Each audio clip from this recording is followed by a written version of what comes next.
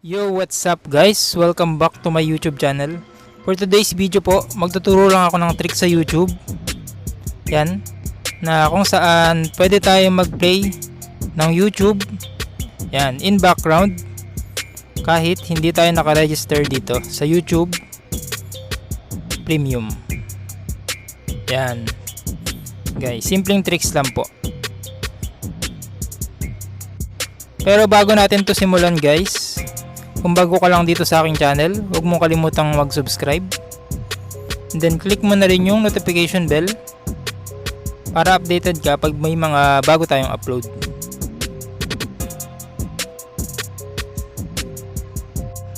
So ayun po, ang una nyong dapat gawin is punta lang kayo sa Play Store. Tapos search nyo lang po yung Thunder VPN. Ayan po, yung pinakauna. Yan. Ito pong Thunder VPN is 4.7 po yung ratings nya. Then meron na po siyang 10 million downloads. 10 million plus po. Yan po. I-download nyo lang po yan guys. And then open nyo po. Yan. Hintayin nyo lang po natin siya.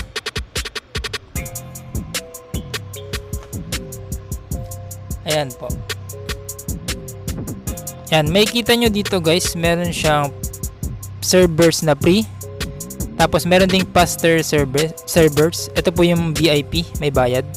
Ang gagamitin po natin is yung free lang po. Okay lang naman po yan.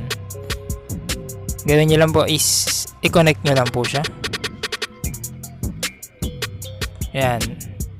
So ayan guys, kapag connected na po, yan, pwede na po tayong pumunta sa YouTube natin. Yan, click nyo lang po yung YouTube. Yan guys, tapos punta tayo sa channel natin. Try natin mag-play ng video.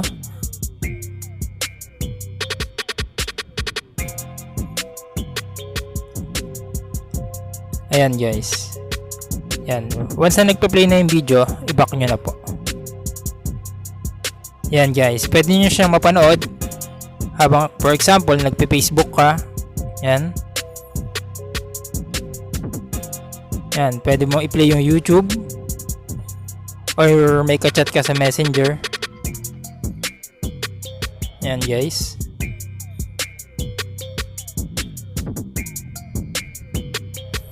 Yan, ganyan lang kadali yung tricks na to guys. Kahit hindi ka na naka-register dun sa YouTube Premium. Yan, nakapag-play ka ng background. Nagagawa natin yan guys dahil dito sa Thunder VPN. Kasi halimbawa close natin yung Thunder VPN. Yan. Yan, dinisconnect natin. Yan. Hindi na ulit tayo makakapag-play ng YouTube in background. Yan, yung video natin yung i-play natin para walang copyright. Yan, once na binalik nyo na yan, nagko-close na siya. So ganun lang kadali yung gamitin yung application na to guys, itong Thunder VPN. Yan, download nyo lang, i-open nyo, and then i-connect nyo lang po. Tapos pwede na kayo mag-play ng YouTube in background habang may iba kayong ginagawa, nag-Facebook or nag-messenger. So yun lang guys, ganun lang kadali gamitin yung application na to. Sana may natutunan kayo. Kung nagustuhan nyo po yung video na to, huwag nyo kalimutang i-like at i-share nyo na rin sa ibang friends nyo po. So yun lang guys, hanggang dito na lang po muna. Thank you for watching.